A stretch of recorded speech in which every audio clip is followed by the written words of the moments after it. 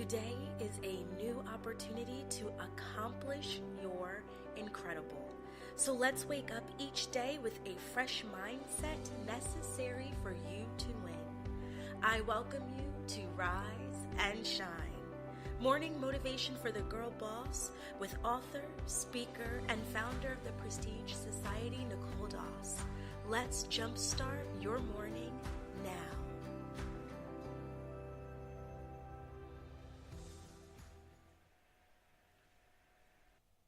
Good morning and welcome to Rise and Shine with your girl Nicole Doss. It's a great morning, and today I just pray that you have the ability to just see this day as another opportunity for you to be able to accomplish your incredible, and realizing that you are a wonderful, awesome, unique girl boss who is set out on a mission, and that mission is anchored in her purpose. I pray that you are positioning yourself and your business in a way that you are able to change the lives of many. Because you realize that you are not here for fame or for fortune. You are not here just so that you can merely reap benefits, but you are here because you believe in changing the lives of those who need you and those who need your business, who are looking for your business to be the solution to the problem that they are experiencing. I pray that with this focus on purpose and with this focus on being an advocate for your audience, that you have the ability to then live a life of abundance so that you're able to live and build a business that is substantial in its financial vitality, and that you are forever growing in yourself, in your brand, in your spiritual journey. Welcome. Such a great day today, and I'm super excited to talk to you guys about our word for the day. So our word for the day, guys, is going to be connect. I told you when I first did the first episode that when I come up with these words, it has to be something that's organic. And what's so funny about the way God works is that I literally started recording yesterday for this particular podcast. And just because I like to do these recordings in advance, right? I never want to be in a predicament where I can't get information to you because I can't see ahead. I can't see if I get into a car accident today. I can't see if I fall ill unexpectedly. I can't see if there's a tragedy that happens. I'm not speaking any of that over my life, but I can't see when life happens. And so therefore, I want to make sure that you have content that's prepared before we actually meet the day that it's due. So I do these things in advance. And yesterday I was really struggling. I had a different word because I thought of a list ahead of time, and I tried to record a couple of times. I wrote speaking points and started going through it and just could not feel the authenticity, and decided to completely delete an entire episode that I had already recorded. And then today happened. Today I had 2 phone calls with really, two great women, and my goal was just to kind of figure out what they needed from the Prestige brand. But in that conversation, what I realized was absolutely important was the ability to connect. The cool thing is that I just wanted to show up as myself and pour into these women and give them some answers they were looking for. And in that conversation, I realized not only did I have the opportunity to land 2 potential clients, but they have gifts and talents that would allow us to do some really great collaborations. We were able to connect. And I started thinking about how I'm so thankful I didn't know about their skills or their talents until after I poured into them, because then it let me know that pouring into them was something that was a genuine action on my behalf. Because I think what happens is that people connect, but they connect with agendas. And what comes to mind for me is a sermon that Sarah Jakes Roberts did. I believe it's called Blood, Sweat, and Tears. Listen, don't give me the star line. it's an older sermon. I think I probably heard of it for the first time maybe a year and a half ago, 2 years ago.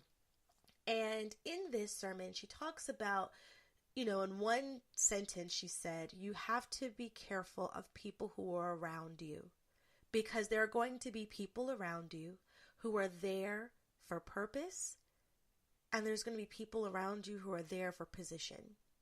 And the people who are there for you for position are only there for you when everything is okay. People who are there for you for position are there for you because you look like you're hot at that time. If you look at it from a girl boss standpoint, it's when your brand is riding high, when your brand is gaining a lot of recognition, when you seem to be making really great money, and when that person or that individual can reap benefits by proximity, meaning because they are close to you, they can reap a benefit. So this individual then becomes there for you because of position. But when you have people who are there for you for your purpose, it doesn't matter if you're high or low, because they see the vision, they support the vision, and they want the vision to happen. And so they will help you in contributing in whatever their skill sets are, whatever their capacity is, to making the vision happen. So when I think about the word connect, I want us to be very careful of how we connect with people. I want us to connect because we are connecting out of purpose, and I want you to not connect because of position. Because I'm going to tell you, when you connect with people because of position, it is apparent that you are doing so, because that means that you are connecting on something that is a superficial value, and that, my love, let me tell you, is something that you cannot hide with a smokescreen. That is something that people can see. It is something that is so transparent. It's there. So you're not fooling anyone. If you're getting close to someone just because they have the opportunity to put you somewhere, people see it. And they'll either exploit it, take advantage of it, or completely be turned off by it. Just depends on the situation, the circumstance, and who you are trying to position yourself near. So when you think about connections, I want you to think about connecting through your purpose. And I want to talk to you about how you are going to connect with people. Because I want you to realize this too. I mean, we either connect out of position or purpose, or we don't connect at all. And not connecting at all can be really damaging as well, because you need people to do work. You need people to be a champion for your brand and to encourage others that this is a trusted resource. So go. Trust this brand. Buy from this brand. You need people because you need customers. You need people because at some point you will become so big that you will need employees. You need people because you need affiliates and ambassadors. You need people because you need business partners, meaning partnerships of other CEOs that have their own brand where they're looking for opportunities to collaborate on some type of platform. You need people, and the only way you're able to meet these people and work with these people and collaborate with these people and find opportunities with these people is if you connect with these people. And so in this space, I want you to realize that how you connect, the genuine authenticity in the manner in which you connect is absolutely important. And so I'm going to give you 3 tips on how you are going to connect today, and then I'm going to give you a challenge. And listen, this is podcast radio, so at the end of the day, whether or not you decide to connect or not is completely up to you. But nonetheless, I want to at least leave you with a challenge, so this way you can see how you're able to grow. So let's get into the first tip. The first thing when you are connecting is I always want you to be mindful of how you show up. Now, not to have analysis paralysis and to think so deeply into are you saying the right things, but are you showing up as your genuine, true self, not as a mask of a version of you that you think is what people want, Mm-mm. Are you showing up as you? Are you? People can see genuine authenticity. So when you create a mask, that only really tarnishes the ability of how well this connection is going to work. So I want you to be mindful of how you show up. Secondly, I think what's really important is that when you are vulnerable enough to show up as your true self, and I think it's really important for you to understand that in order for you to be considered a transformative, influential leader, and once again, when you are seeing yourself as a CEO of your brand, you are a leader, right? Like, I need you to get that. I need you to put that in your head, save that idea somewhere. Hey, you are a leader. And you need to be able to understand that part of leadership is actually showing vulnerability, believe it or not. And it's not a sign of weakness. It's a sign that you are strong enough to be able to deal with things like feedback, that you're able to deal with things like identity in areas where you need to improve, and that you're able to be transparent with people in a way that will allow people to see you as relatable. So vulnerability is a must when you think about it from a standpoint of leadership. And so when you are courageous enough to be vulnerable with people by showing up as your true self, as showing up as your genuine being, then what you have to do, because if you don't do this, then you need to own what comes out of that. But what you're responsible for is being absolutely in tuned to the energy that is coming from this connection. I hope that's not too deep for you early in the morning, so take a sip of coffee and let's revisit that again. Your job after showing up as your true self is being aware, being in tune with the energy that is coming from this connection. So what do I mean by that? One of the things I pray for consistently is a spirit of discernment.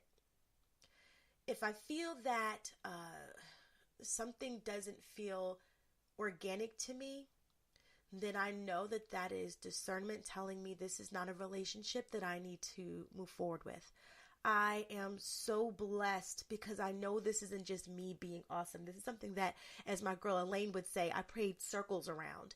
And I think it's because I realized that in entrepreneurship, this whole journey, a lot of girl bosses spend a lot of time trying to decipher what is really the right thing they should do. They spend a lot of time trying to figure out when opportunities come up, is this really for me? And so one of the things that I usually pray for is a spirit of discernment so that when opportunities come about, that God places in my spirit a spirit of discernment. So therefore, I don't spend a lot of time and energy trying to discern what is for me, what is right, what is not right. Should I let it pass me by? And what I love about this blessing that has been given to me over time and through the years is that it's literally a gut feeling.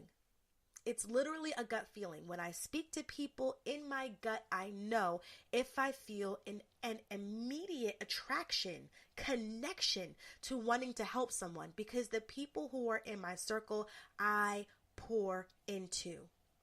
And I pour into them so greatly that if I, by any chance, end up with someone in my circle who is toxic, who is a taker, who is someone who has malicious intent, then I will fall victim to being completely disappointed by someone who has ill intention.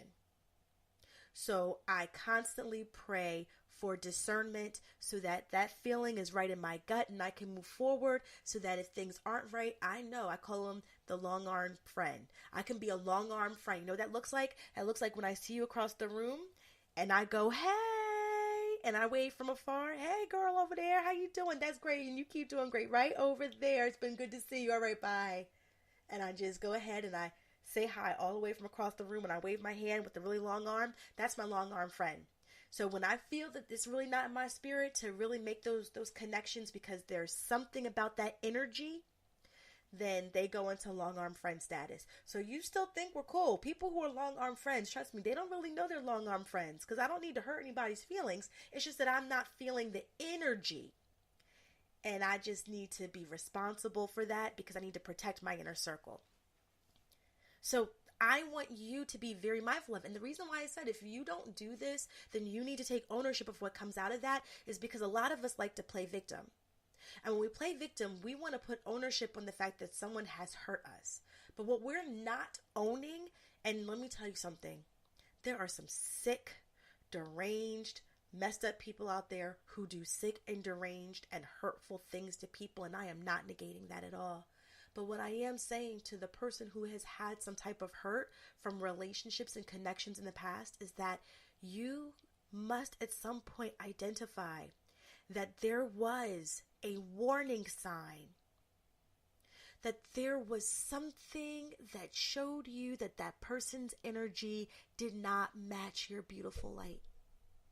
And if you failed to act on that initially, then I'm saying we have to own the fact that we didn't do what we were supposed to do in the beginning to protect ourselves. That's it.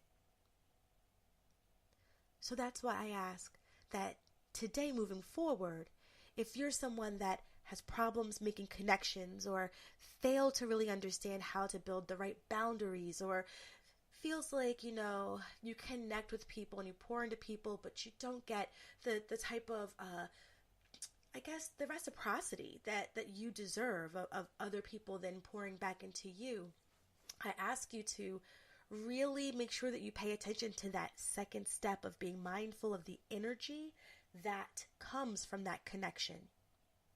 Because if you're constantly being the awesome, beautiful person that you are, and you're showing up in all of these connections and people aren't giving you that same energy back, they do not deserve to be in your space. They don't deserve you.